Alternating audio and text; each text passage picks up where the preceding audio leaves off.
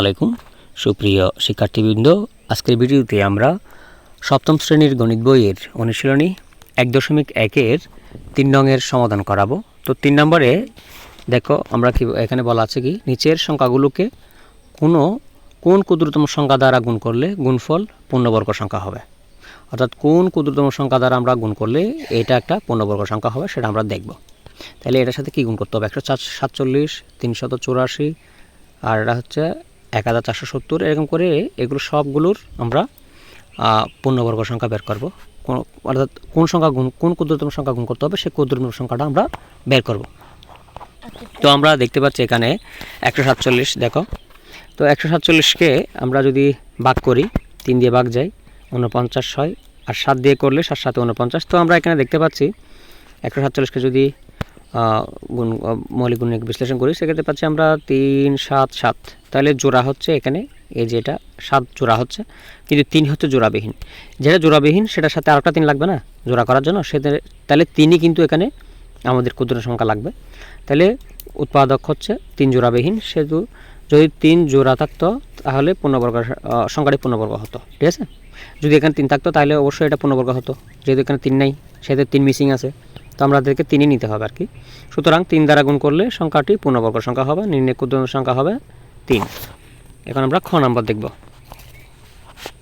তো ক নম্বরে দেখো আমরা এটাকে 2 দিয়ে ভাগ যাই, 2 দিয়ে করলে 192, আবার 192কে 2 দিয়ে ভাগ করলে 96 হয়, 96কে 2 দিয়ে ভাগ করলে 48, এটাকে 2 দিয়ে ভাগ করলে 24, 2 দিয়ে ভাগ করলে 12, আবার 2 দিয়ে ভাগ করলে 6, আবার 2 দিয়ে ভাগ করলে 3। সেক্ষেত্রে আমরা 384-এর মৌলিক গুণনীয়কগুলো এখানে লিখে নিলাম। এখন আমরা জোড়া করব। এখানে আমরা 2 পাইলাম, 3 জোড়া, একটা কিন্তু জোড়াবিহীন আছে, এদিকে 3ও কিন্তু জোড়াবিহীন। তাহলে যেগুলো জোড়াবিহীন সেগুলো জোড়া করতে করতে আরও একটা, অর্থাৎ এগুলো জোড় করতে হলে একটা 2 একটা 3-এর প্রয়োজন আছে। তাহলে এই 2 3ই হবে আমাদের এখানে ক্ষুদ্রতম সংখ্যা গুণ করতে হবে আর কি। তাহলে এখানে উৎপাদক 3 ও 2 হচ্ছে জোড়াবিহীন, যদি 3 জোড়াবিহীন জোড়া থাকতো তাহলে কিন্তু এটা পূর্ণবর্গ হতো। সুতরাং 2 গুণ 3 তাহলে হচ্ছে 6। তাহলে এই যে 384 এর সাথে যদি আমি 6 গুণ করি, অর্থাৎ 6 দ্বারা গুণ করলে সংখ্যাটি কিন্তু পূর্ণবর্গ হবে। তাহলে নির্ণয় ক্ষুদ্রতম সংখ্যা হচ্ছে 6। কেন হলো? কারণ এই যে 3 এবং 2 কিন্তু জোড়াবিহীন ছিল, তো জোড়া করতে হলে 3 2 আরও একটা প্রয়োজন হবে। সেক্ষেত্রে 3 গুণে 6, 6 হচ্ছে আমাদের ক্ষুদ্রতম সংখ্যা। গ নম্বরে আমরা দেখতে পাচ্ছি, গ নম্বর যদি আমি এটাকে ভেঙে নিই, মৌলিক গুণনীয়কে বিশ্লেষণ করে, অর্থাৎ লসাগু করলে কীরকম হয় দেখো। প্রথমে 2 দিয়ে যাই, 1470কে 2 দিয়ে ভাগ করলে 735 হয়, আবার এটাকে 3 দিয়ে ভাগ করলে 245 হয়, আবার 5 দিয়ে যাই 49, আবার 7 দিয়ে করলে 7 7 49। তো আমরা এগুলো এখানে লিখলাম। এখন আমরা জোড়া করব। 2 3 একটা করে আছে, 5ও একটা, কিন্তু 7 কিন্তু জোড়া আছে, সেজন্য 7টা বাদ দিলাম। তাহলে এগুলো জোড়া করতে হলে আরও একটা 2-এর প্রয়োজন আছে, আরও একটা 3-এর প্রয়োজন আছে, আর একটা 5-এর প্রয়োজন আছে।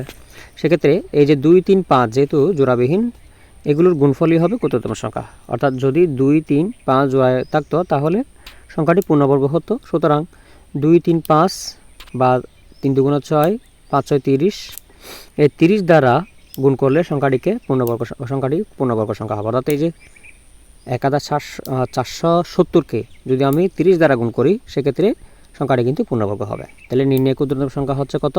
30। এখন আমরা এরপরের সংখ্যা, ওটা হচ্ছে 23805। এটাকে আমরা মৌলিক গুণনীয়কে বিশ্লেষণ করব। এটাকে 3 দিয়ে ভাগ যায়, 3 দিয়ে ভাগ করলে আসে কত? 7935, আবার 3 দিয়ে যদি ভাগ করি 2645, আবার 5 দিয়ে যায় 529, 23 দিয়ে করলে 23 গুণ করলে 529 হয়। তাহলে এগুলো আমরা এখানে লিখে জোড়াই করব। যেহেতু 3 2টা আছে, 3 এক জোড়া, এটাও বাদ গেল। 5 কিন্তু 2টা নেই, সেজন্য এটা জোড়াবিহীন আছে। তাহলে 23ও কিন্তু জোড়ায় আছে, সেজন্য এটাও বাদ দিলাম। যেহেতু 5 কিন্তু জোড়া নেই, সেজন্য 5-এর জন্য একটা 5 প্রয়োজন হবে জোড়া করতে হলে। তাহলে 5 যেহেতু জোড়াবিহীন, তাহলে আমাদেরকে 5ই গুণ করতে হবে। যদি 5 জোড়ায় থাকতো তাহলে সংখ্যাটি পূর্ণবর্গ হতো। তাহলে সুতরাং এখানে সংখ্যাটা 5 দ্বারা গুণ করলে সংখ্যাটি হচ্ছে পূর্ণবর্গ হবে। তাহলে নির্ণয় সংখ্যা হবে, ক্ষুদ্রতম সংখ্যা হবে 5।